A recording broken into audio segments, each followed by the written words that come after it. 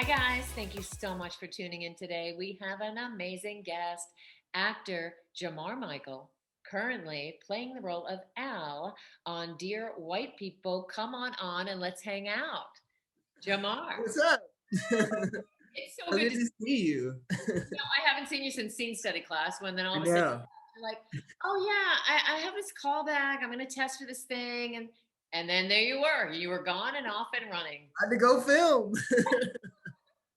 So amazing. So, this is a give back. So I want to talk to you about a little bit on your process of how all that came to pass because I don't think well, we could talk about what your resume was like ahead of time, but how all of a sudden you got this, you nailed it, your nerves didn't take over, and you closed the deal. So tell us about that little bit of a journey, would you?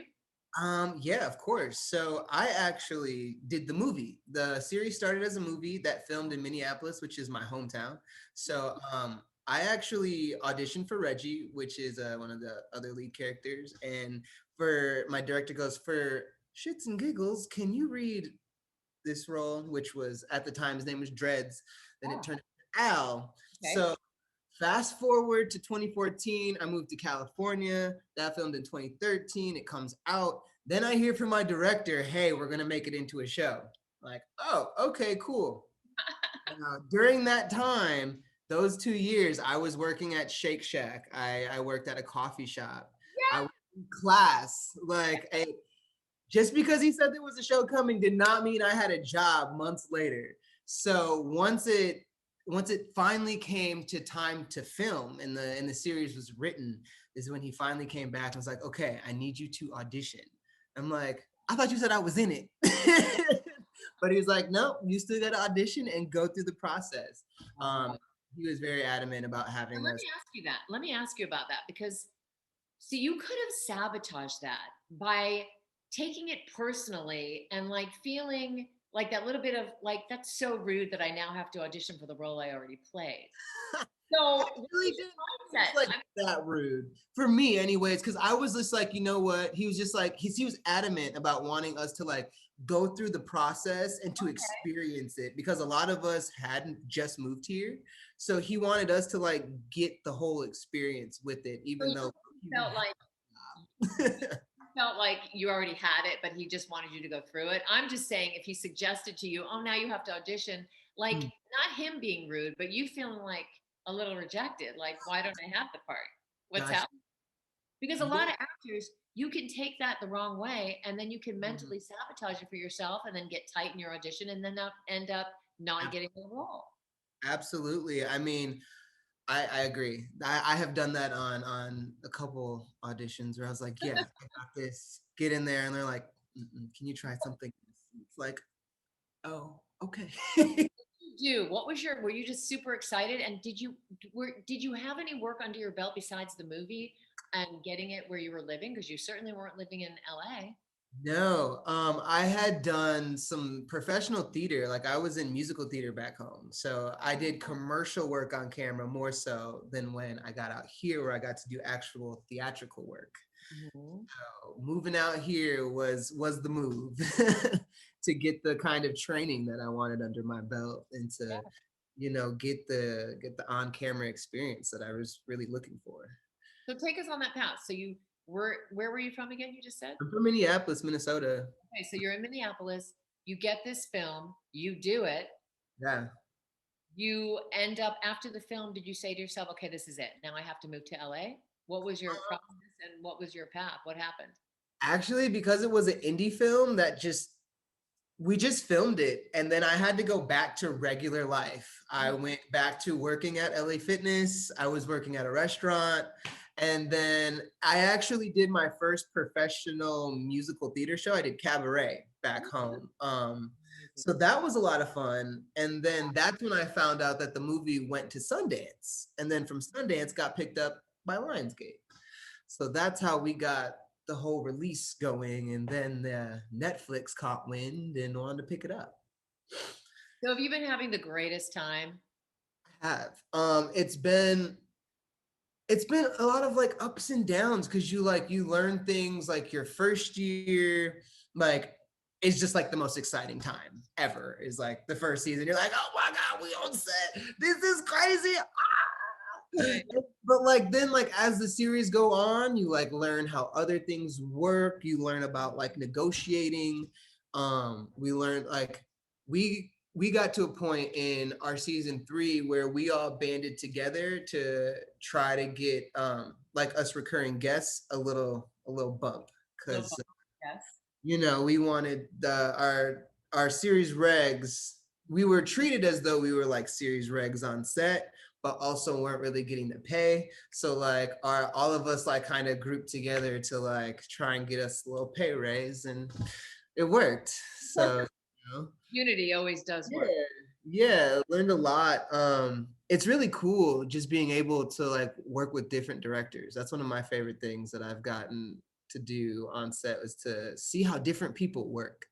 Like Oh, that's the coolest things that I find, is when I get to work with someone different. I'm like, oh, okay, I see what you're doing, and I like it. that's interesting though. That's interesting. I kind of want to talk about that because what actors need to know is a writer's medium. The executive producers have the control, and directors are hired every week as a different director. So they're coming into your group. So they have to maneuver. That's a lot of energy in itself. But so as an actor, how did you feel? Did you feel just open to everyone's suggestions? Because did they work with you differently? Was some directors more hands on the emotional, and was some just hit your mark? So for me, like we've had some directors who just allow us, because they're the guests, that they like, you guys know your characters. I have a vision of how like the pacing could go. So like I've had some where they're more like about the pacing, where there's other ones who are more so about the shot and the vulnerability. Like for example, like Barry Jenkins is very, very specific, and he knows what he wants, and he will work it until he gets it. So Mm. like when we used to film like episode 5 of season 1, the big climax scene where Reggie gets a gun pulled on him, that scene was very specific, and it was very specifically choreographed, and he had a vision of how he wanted it to look and how he wanted it to go, and we did it multiple times, and we had a lot of rehearsal before we filmed it.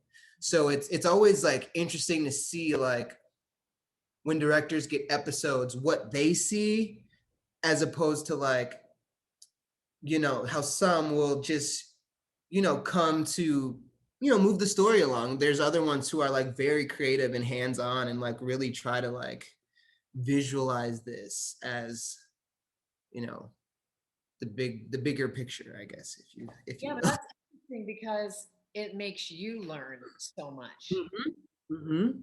And And that's what I was saying. That's why I love working with so many different people, because it's like you get so many little nuggets that you would only really get when you're on set. how have you changed as an actor? How have you feel like being on the show for what, 4 years has it grounded you? Has it empowered you? Has it made you just so much more secure in who you are?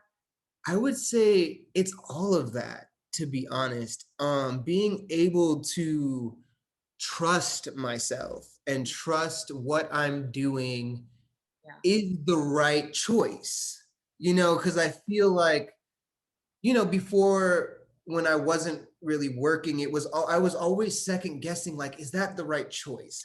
Mm. Is that does this work? Or, not trusting my gut, always second guessing myself, where with this show, they've had me do so many like outlandish things that I've just learned to just let everything go and have fun. Like it's really crazy how like simple, like when we're in class, you're like, have fun. Yeah. It's really so simple. And it's like, it's when I've gotten to the point where I don't really question, am I supposed to be doing this anymore? It's more so of, this is my passion, and like I feel like this is what I'm supposed to be doing. Mhm. And I found so much more joy in it, freeing myself of all of my negative thoughts of what I think the character should be doing, or like, surprisingly, just yesterday when we were filming, on paper it says I was supposed to do one thing, Mm. and I physically just couldn't do it. I didn't know how. My mechanics and my legs wouldn't work to do it. But what I substituted it with was 10 times better, and everybody was just they were more elated than what was on paper. So it was That's really just letting myself go and trusting myself, because I'm an actor. Like, this is what I do. It's not, we don't, like, I feel like people are like, before they work, are like, I'm an aspiring actor. It's like, no, you're an actor. Like, have fun, like, enjoy this, because you're gonna have times when you're not gonna work. So enjoy it while you can. yes. And the thing is, the trick is that you have to have fun, but you also have to layer up the inside soulfulness of that character. So you have all Absolutely. the secrets and sexuality and Oh, constant moments, and absolutely. then you can have all the fun. So I just Absolutely. want people to think that it's just fun, because there's a lot of actors Right, that right, just right, process and just have fun, but their work is vague. So you right, right. You definitely have to do your due diligence and do your research, and make, like, for me, I had to come up with a lot of my own character choices, because on paper it didn't have as much. So, great. like, I had to make specific choices just for myself as the actor, to go into a scene to be like, this is what they have me doing on paper, but why would I do this? And, like, you may not, there are times where you can be on set and discuss with the director what you think is going on, or like with one of the producers or writers. But sometimes they're moving along, and you kind of just have to figure it out for yourself. And so that's when your training comes in. Yeah. Is definitely when you gotta do the heavy lifting. Well, I have to say, because I haven't seen you in so long, that you seem like a much happier person, Thank you. a Thank much more vulnerable, open, you. you know, Yeah, I hang feel out person. Well, obviously you feel that way because it resonates through. You can't fake that shit. You cannot fake you it. can't. You You know what I can't. mean? You may think you can, but you can't. No, you can't. So, so what's happening now? Is it going to be over? This is the last season. How are you feeling? Um, it's Collie, are you going to sing for us? Okay, I'll just sidetrack and just have you sing. No, go ahead. How are we you are feeling? singing. We're singing this season, so it's a musical. So we are singing a little bit. Oh, I'm going to have you sing something now, but how are you feeling? How are you feeling about that's 4 years of your life, right? That is maybe even more because of the film. So, It's like 8. So it's bittersweet, because I am excited. Finally, I was honestly terrified yeah. before we started. I was like, I don't know what I'm going to do. I'm scared. I don't have another job lined up. Right. But I've finally gotten to a place where I'm just excited to see where the universe is going to take me, So because good. I really believe that whatever job out there is for me is going to be for me. And Hmm. I fully believe in myself, and I fully believe in my craft, that I'm going to have another job. This isn't Yeah. the Because end. so now you have all this, substance of creating this character, being in that world for so many years. You have your craft under your belt. You've Yeah. explored it even more, not being in class, by being and doing the real thing. Mhm. So you're super, super ready. Mhm. So negative talk will tell you, oh my God, what am I gonna do? Yeah. But stay positive as I promote the Mhm. positive path for actors. Yep. Stay in there. What happens tomorrow? You bring it to you. You bring that energy to you. Don't you agree? I do. I do. I really do. It's a freeing feeling. I love it. Yeah. It's just like, wow. It's like I get so wrapped up in, like, I feel not like that I finally made it, but like into a place Yeah. where I feel safe, and I feel, like, feel okay to be vulnerable, and Yeah. not being like, no, like, Yes. it's it's great. You're feeling so right now you're feeling positive and melancholy and Yeah, excited for the yeah. next chapter, whatever that is, whatever Mhm. that's going to be. How many more episodes are left? So we have let's see, it's been block scheduling, so we've been doing 2 at a time. So I want to say we're down to like the last 2, but we have little pieces from other episodes, so we're like piecing together like 3 or 4 episodes at a time right now. And let me ask this for other actors that are new to shows. So you're piecing together pieces. So when you shoot the episode and you have to come back to something else, how do you Yeah. prepare for that? Or do you know it so well that it's just so smooth now it doesn't matter? I think at this point it's pretty smooth, Mhm.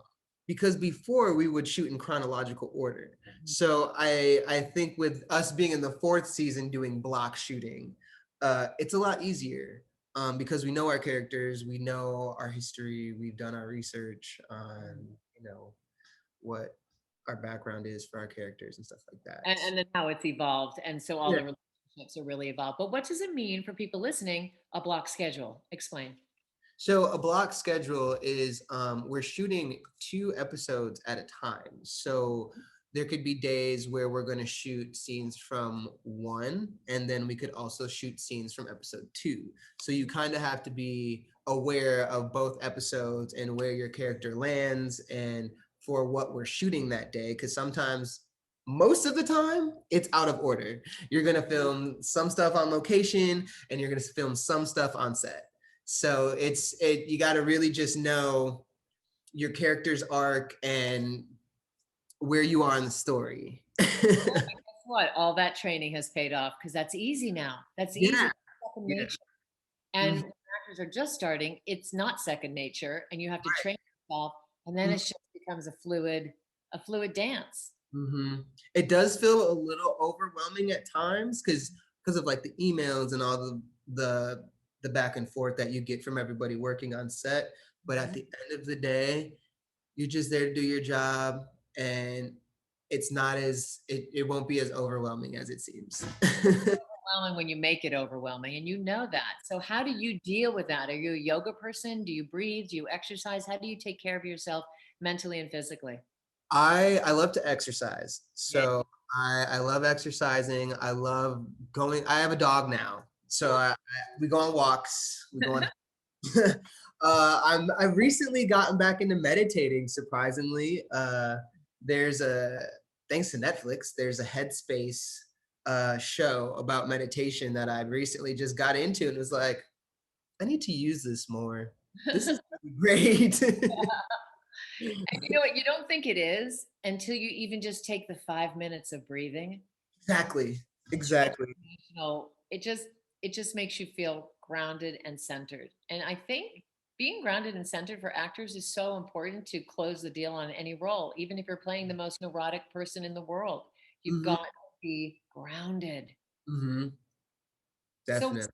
inspirational things you'd like to tell actors out there how your journey, has helped you to come to where you are now and what they can be doing to take care of themselves as well.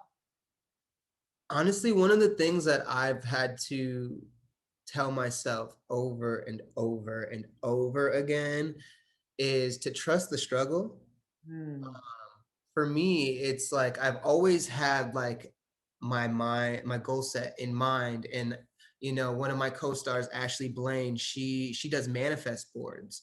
So I've adapted that. Every year I'll make a manifest board of things that I want for the year. And surprisingly, the first time I did it was last year, and everything I put on the board pretty much came to fruition. Isn't that so weird? It's like a It's manifestation board, but it's like a what do I call it in the classes? I'm just blanking on the name of it. What do we call it?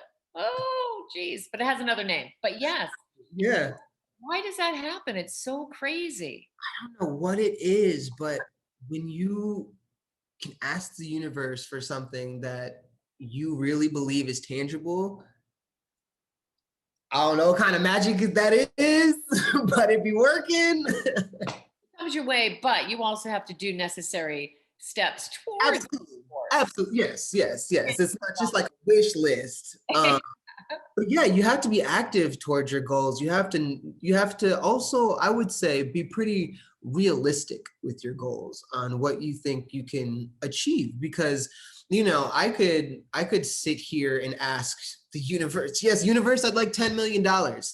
We all love that, but Yeah. like, you have to still be somewhat realistic with like the goals that you want to achieve, and whether that 5-year goal, okay, we can get to this 5-year goal, but what are the steps going to be to get there, until now? But that's why I say, like, trust the struggle. Like, if you have a goal in mind, I truly believe that you can achieve it as long as you stay focused and make those steps to get there, and to not one of the things for me that I always try not to do is don't compare yourself to other people and their Yes. success, Despair. where Despair. they're Yep.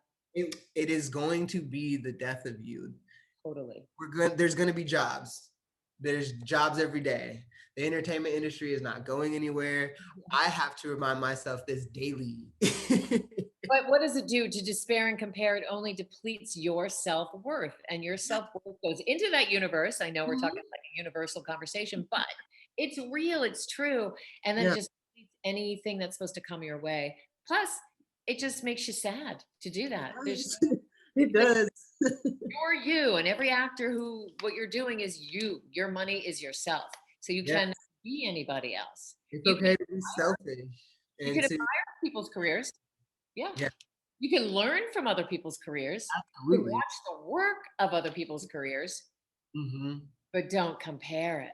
Yes, yes, yes, yes. Because it's so easy, but please, if you can, don't. Can we address how you got your wonderful team that you have, um, and how you went about it, just for newer actors who are listening, so it might give them a little inspiration.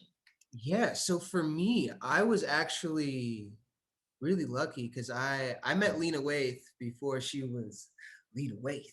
Mm.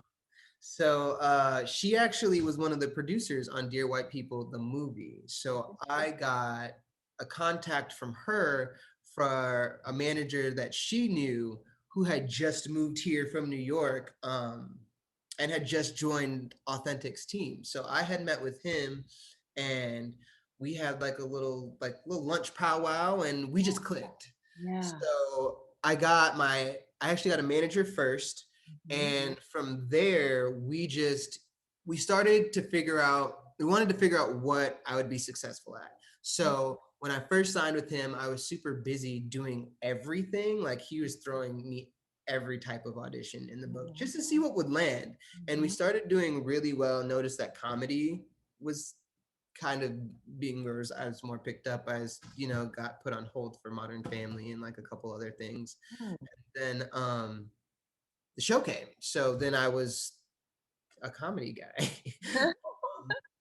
So then doing that, I just recently got my agent, because I think for me, I really want to transfer into like drama, uh Mhm. more so But after. can I just say one thing? Yeah. If you can do comedy, you can definitely do drama. If you Yes. can do drama, you might not be able to do comedy. So you've already cleared the way to do drama by being able to do comedy. So there's no brainer there. Yeah, so that's why I picked my agent. His name is Gabe Watkins over at Pakula King. Mhm. They're Let me ask you something. Did you take a lot of meetings? I, And from being more seasoned and having more confidence, did you know what questions to ask and what vibe to feel? How did you go away around picking who was going to work for you, which is got the only way to take your meetings? right. Great question. For me, I had my manager pitch to some companies that he thought might be a good fit, because for him, he has a lot more clients now that are a lot more successful. Like, because when we were all starting, we were all kind of in the same place, like new. Yeah, And now some of his clients are just like skyrocketing yeah, and killing it. So like, he's not able to give as much time as he used to, that's fine. but he has assistants and stuff, so it's not like I'm not. Yeah, yeah, yeah, yeah, yeah. But um, yeah, he set up some meetings with some companies that he thought might work for me. And one of the things that I told him was that, I don't think I want to be with a big company. Mhm. I feel like for me, I know how I am. I would like to find a place that is still relatively good, but also somewhat of a boutique, because I don't want to be paired against clients who are further ahead of their career and I'm just going to be forgotten about. Like I didn't really want him to like submit me to any of like the big five or Okay, anything fine. like, I feel like for me that I will get there. Mm-hmm. I just don't want to get there too early and then be forgotten about and then like lose my So let chances. me ask you this. So you knew what type of agency you wanted to be in, more boutique not to say that they're not a great agency, which they are, just boutique or big grandiose company. So Yeah. you knew. So Yeah. how did you make that final decision? Was it just the human, the connection of the vibe with everybody? What was it? For me, I really enjoyed how with some of the companies they they kind of just treat you as though like, you're kind of cattle. It was like kind of weird. They were still cool, but it didn't feel as, homey as when I met with my current agent. Cause like when I met them, the receptionist was super nice. Like we were Mhm. having conversations and I met the team and it just, everything felt really good. And Yeah. like when I was able to explain, uh, like the types of roles or suggested, other actors that, play characters that I feel I could do as well, they were very receptive of it. Oh, Um, I found that in some of the meetings, I would ask questions, but it wasn't like they were very interested. It was more so they were just kind of trying to gauge me as I oh, talk. interesting. And you know what? You can tell. And Yeah. act tell that because we're sensitive people. So Hmm. the synapses are all on the outside, you know. Yeah. Yeah. So there's a Yeah. couple companies too that were just like emailed my manager right away and was like, no, it's not a right fit. Because for me, it's like sometimes what I present myself with isn't necessarily what's up here. Mhm. It's, It makes sense. So let me ask you this. So when you get those rejection moments, maybe you didn't even want them to be your agent anyway, but it's still, it stings a little bit. it's a little bit of a little ping to the heart. How do Yeah. you deal with that? You're just like, okay, next, because that's my attitude when I tell all my actors, I next. mean, that's what you have to do is like, I try to go into meetings as that. If, Hmm. if something comes of it, great. If something doesn't, then it doesn't. Mhm. But, you just like an audition, you gotta let it go. You just gotta let it go. Let it go. You got to flow and let it go 1000%. So Yeah. you feel solid in your team. It's really about that connection because your manager, Mhm. who you signed with, you didn't know what you were doing. Did you even know what to expect? No, you just met another human being who you Who I bond. clicked with. Ah, And like had a vision. And what I really loved is that me and my manager had the same passion for like and like hunger and drive to want to like he wanted his clients to be as successful as his clients wanted to be successful. yeah. So it So was just like a match made in heaven. you're so lucky because people Yeah. listen out there. Sometimes it takes years to find the right team. And sometimes people will say no to you also for years. Sometimes Mm-hmm. you want to be with somebody and you can't. And then you keep training and you keep building that self-confidence in yourself. And something happens because all actors go through that cycle, the actor's cycle, Mm-hmm. where you work and then all of a sudden it stops. But then when you do that self-assessment all the time, that little bit of self-assessment, Yeah. it changes again. Mm-hmm. Absolutely. I mean, I have a friend who finally got her first series regular, and she's been here for 14 years. I'm So it's telling you, like, that's how trust it your journey. goes. Trust your journey. Trust your journey. I love that message. Yeah. Okay, before we close out, three positive things for mindset for everyone listening that they can do now during COVID to stay in shape and Uh, own their name. number one, I would say go on walks. Mm. They sound so simple, but they're very, very effective. Wear your mask, Mhm. go on a walk, clear your head. Maybe just 5 minutes if you have it.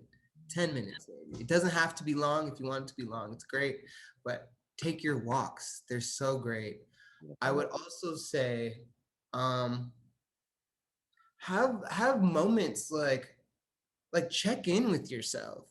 You Mm. know, for me, I don't necessarily have a journal anymore. I'm kind of crazy and will talk to myself in the mirror, but I'll like check in and be like, "Are you okay?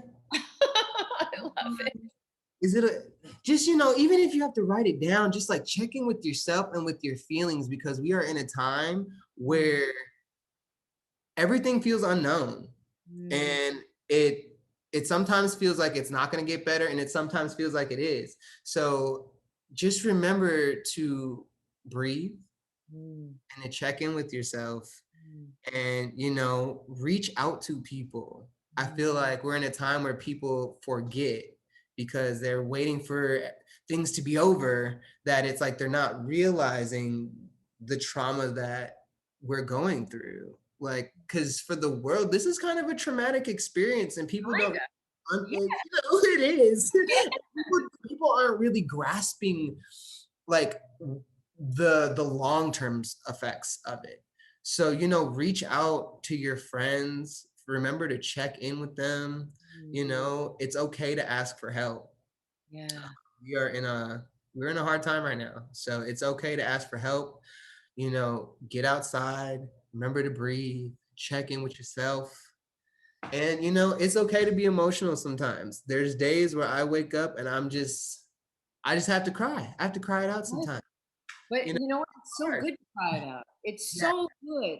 Yes. On the days where I feel like I'm a little disconnected, I take myself through an effective memory, which I teach in all the There you classes. go. Yes. They're great. Connected, and it makes you feel, woo, that your heart got opened back up again. And it feels It's so, like you put yourself through therapy. yeah, but it feels so good to get it, release it, you guys. Just release it, get out. Beautiful advice. Thank you so much. Thank So you. good to see you. It's so good to see you too. So proud of you. And the happiness factor that you feel resonates through, and that rocks. I love that. Everybody else, stay courteously aggressive. Go after your dreams. Do what Yeah, he said. Take those walks and breathe. thank you. Mwah. Bye.